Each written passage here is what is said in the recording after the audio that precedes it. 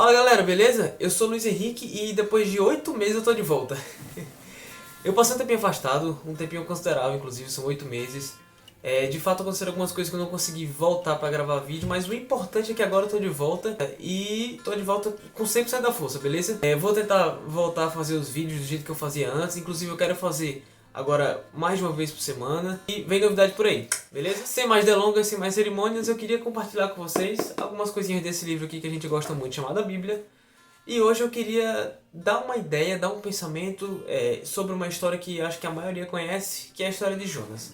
Se você não conhece, não se preocupa, eu vou resumir um pouquinho para você poder entender. Jonas era uma pessoa normal, tá? Um cara normal. E aí um dia Deus chegou para ele e falou assim: "Ei Jonas, beleza? Então, eu tô querendo que você vá lá em Nínive, que era uma grande cidade, para você pregar pro povo de lá. O povo de lá tá fazendo algumas coisas que eu não tô gostando e eu preciso que alguém vá lá para que eles se arrependam e parem de fazer as coisas que eles estão fazendo." Jonas olhou e falou: "Deus, agradeço mais a oportunidade, mas eu vou passar pro próximo, eu não vou para Nínive." E aí o que Jonas fez? Jonas pegou, fez a malinha, meteu a marcha dele e falou que vou embora. Jonas, ele achou naquele momento que ele conseguiria fugir de Deus, fugir da presença de Deus. Pegou o primeiro barco que viu, ia para uma cidade chamada Tarsis. Pegou o barco, entrou no barco e foi-se embora. Quando ele entrou dentro do barco, as nuvens do mar fecharam, as ondas começaram a se crescer e tudo mais. Ou seja, Deus mandou uma grande tempestade para dentro do mar. O barco começou a querer afundar. As pessoas que estavam ali, cada uma clamava por seus deuses, cada uma fazia uma oração para o Deus que acreditavam. E não adiantava, nada funcionava. Teve uma hora que eles olharam assim e falaram: "Cara, a gente vai ter que jogar as malas fora, jogar as coisas que estão aqui dentro, porque senão o barco afunda e a gente morre." Aí eles começaram a fazer isso, não deu certo também. Chegou uma hora que eles pararam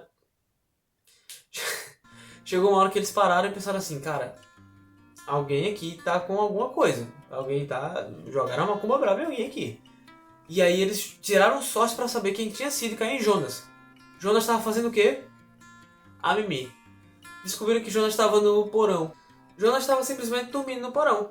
O mar estava se acabando, o barco estava afundando e ele estava dormindo. Alguém chegou e falou: "Meu amigo, desperta aí que a gente tá morrendo. Você não tem um Deus para você orar, não?" E aí, né, quando falaram com o Jonas que ele estava dormindo, ele acordou e aí ele falou assim: "Então galera, deixa eu confessar uma coisa pra vocês. Eu tô fugindo de Deus. Aconteceram algumas coisas e isso aí é por minha causa." Os caras olharam pra Jonas e falaram assim: "Jonas, deixa eu te contar uma coisa, cara. Não é pessoal, a gente não tem nada contra você, mas a gente vai ter que jogar você no mar. Porque se a gente não jogar você no mar, em vez de morrer só você, vai morrer todo mundo da tripulação, todo mundo tá dentro do navio e a gente não quer isso." Beleza? Beleza. Jogaram Jonas dentro do mar. Jogaram Jonas dentro do mar, a tempestade passou, mas e o que aconteceu com Jonas? Veio um grande peixe de algum lugar, comeu Jonas. Jonas ficou tragado por 3 dias e 3 noites dentro do peixe, do bendito do peixe. Quando Jonas estava lá, ele decidiu lembrar de Deus, né? Falou assim: "Oi Deus, tudo bem? Sou eu de novo. Pensando bem, eu acho que eu poderia ir para Nínive pregar. Não teria problema não. Me fala aí qualquer coisa pra gente ver." Deus falou com ele: "Jonas, vá para Nínive pregar." O peixe foi lá, vomitou Jonas, e Jonas, inclusive perto de Nínive, né? E Jonas foi para lá. Eu queria parar aí, eu não quero continuar a história. O que eu quero falar hoje é sobre o barco até o peixe, tá? O que é isso na vida de Jonas e o que é isso na nossa vida? Existem alguns momentos na nossa vida em que a gente passa por algumas tempestades, que alguns peixes engolem a gente e que a gente passa por coisas que a gente olha e fala assim: "Caramba, eu tô sofrendo um castigo de Deus muito grande por alguma coisa que eu fiz, porque não tem condições. Olha o que está acontecendo comigo. Se isso não for um castigo muito grande, eu não sei mais o que é." Deixa eu te contar uma coisa. Não é castigo. Jonas não sofreu o castigo de Deus. O que Jonas sofreu foi uma intervenção. Luiz Henrique, como assim? Jonas tinha um propósito. Jonas estava aqui por um motivo, que era ir pregar em Nínive. Beleza. O que Jonas fez? "Não vou, Deus. Até a próxima." O que Deus fez? "Jonas, você precisa ir para Nínive." Então, Deus precisou fazer uma intervenção para que Jonas chegasse até o propósito dele. Porque se fosse depender de Jonas, Jonas estava indo embora da presença de Deus. Ele estava fugindo para longe porque ele achava que fazendo isso ele conseguiria se livrar desse problema, desse propósito. Que não é um problema, na verdade. Mas para Jonas, ele achava que era um problema. Quando Deus interviu, aconteceu isso tudo. Porque se não acontece, se Jonas não fica dentro do barco, se Jonas não vai para o barco, não fica dentro do barco, se a tempestade não acontece, se eles não jogam Jonas dentro do mar, e Jonas não é engolido pelo peixe, Jonas não se lembraria de Deus e ele não cumpriria o propósito. E aí eu vou perguntar pra você, cara, quantas vezes Deus falou alguma coisa com você e você olhou e falou: "Cara, Deus não tá falando isso comigo, isso é coisa da minha cabeça. Ou então, não, ele tá falando pra pessoa do meu lado. Ou então, não, o que ele falou serviu pra alguém da minha família, mas não foi pra mim. E aí você começa, às vezes inconscientemente, às vezes conscientemente, a fugir da presença de Deus. Você começa a tentar de alguma forma ir pra um lugar onde Deus não vai se encontrar, porque eu não quero ir pra Nínive, sabe? Eu não quero fazer isso que ele me disse. É grande demais pra mim. E deixa eu te contar um segredo. É grande demais pra você, mas quando Deus te manda fazer uma coisa, Ele te sustenta pra fazer aquela coisa. Ele não te manda enganado. Deus não manda achando que vai dar certo. Quando Deus manda, vai dar certo. E aí o que acontece? Muitas vezes a gente olha pensando que a gente tá sofrendo um castigo, que na verdade é uma intervenção. Pra que serve essa intervenção? Pra colocar a gente no eixo. Quantas vezes e quantas vezes e quantas vezes a gente passa por uma crise financeira, uma crise amorosa, a gente tem que sofrer uma desilusão, a gente tem que perder dinheiro, a gente tem que falir uma empresa, a gente tem que... alguma coisa acontecer pra gente parar e falar assim, Deus, tô aqui. Você queria que eu fizesse o que mesmo? Você queria que eu pregasse, você queria que eu evangelizasse na rua, você queria que eu fosse dar minha palavra lá na igreja, você queria que eu ofertasse mais. Deus, eu vou fazer isso agora. A gente se lembra de Deus. Deus, ele não faz essas coisas como castigo. Deus faz como intervenção, porque Deus não precisa da gente, tá? Ele não precisa que você vá lá e faça o seu trabalho, mas a gente precisa disso. A gente precisa viver dentro do propósito de Deus, porque é muito melhor.